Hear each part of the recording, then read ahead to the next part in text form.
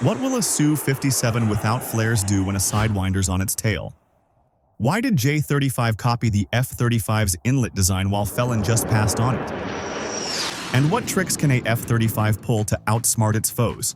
Forget popcorn and enjoy the show only on Toonicorn. The J-35 is a fine combination of cutting-edge research and serious theft in aviation. This aircraft is more than just a generic F-35 replica from Temu. J-35 has a blended wing body design that cuts down on production time.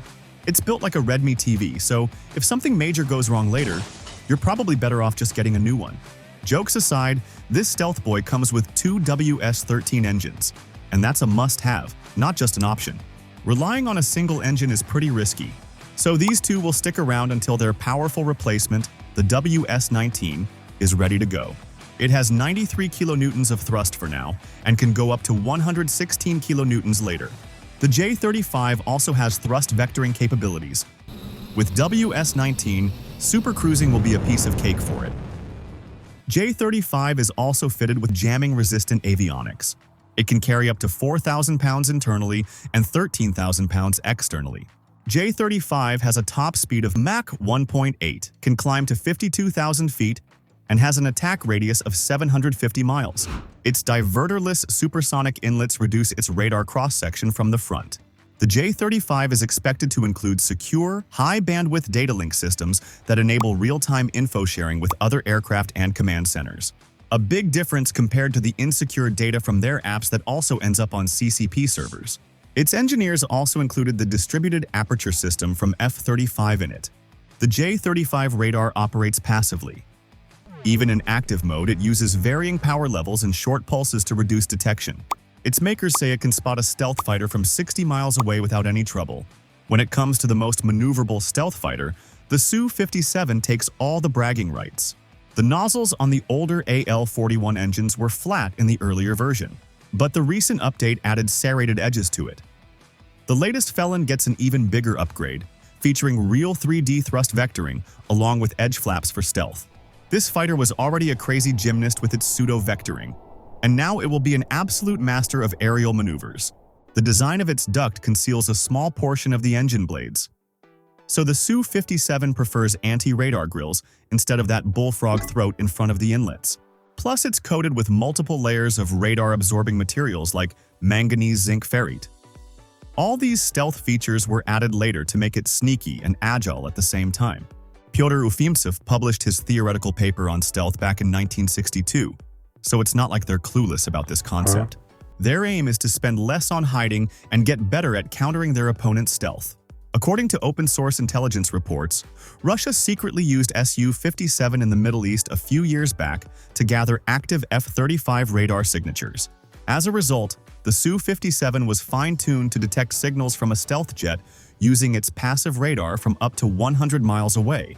Just know that if an F-35 ever ends up dogfighting a Sukhoi, then something has really gone wrong with the mission. 9 out of 10 doctors will tell you to stay outside its BVR range if your stealth jet runs out of long-range missiles. The Felon is almost immune to infrared seekers thanks to its DRCM. It operates in the ultraviolet spectrum to spot incoming ballistic snakes and shoots frigging laser beams at their sensors. They didn't make it that big just for carrying extra vodka either.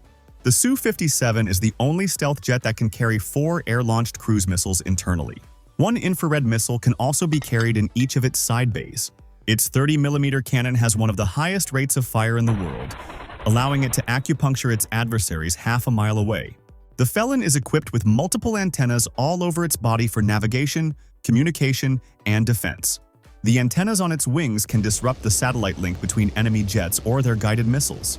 There's also a rear-facing radar and jammer on its tail. In short, anything that can be jammed will be jammed.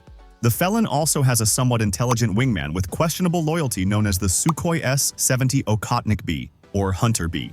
The F-35 has its own set of tricks as well. One of them is the MALD, or Miniature Air Launch Decoy. The MALD flies autonomously for over 500 miles using a small jet engine. It mimics the radar signatures of different aircraft like the F-16 or F-15, making the enemy think they've tracked a real jet.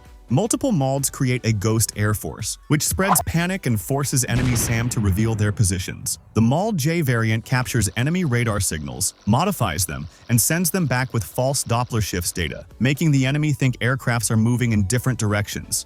In covert operations, the F-35 uses the quarterback tactic as a stealth leader. It acts as a silent forward observer, using its passive sensors and data fusion to track enemy air defenses without emitting any radar signals. Then it relays this targeting data to other non-stealth aircraft like F-16 or F-15 that stay outside of enemy radar range. After getting all the data, the missile trucks launch anti-radiation missiles at the SAM site without ever facing their interceptors.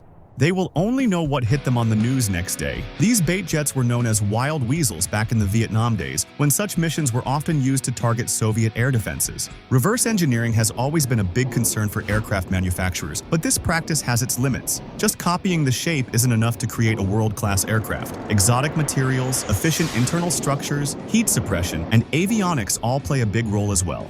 The real science lies in the manufacturing process where cameras can't reach. That said, resting on your laurels is never a smart move. So answer this simple question now. What's better for United States? Improving cybersecurity or ramping up trade wars? Subscribe and show my videos to your people.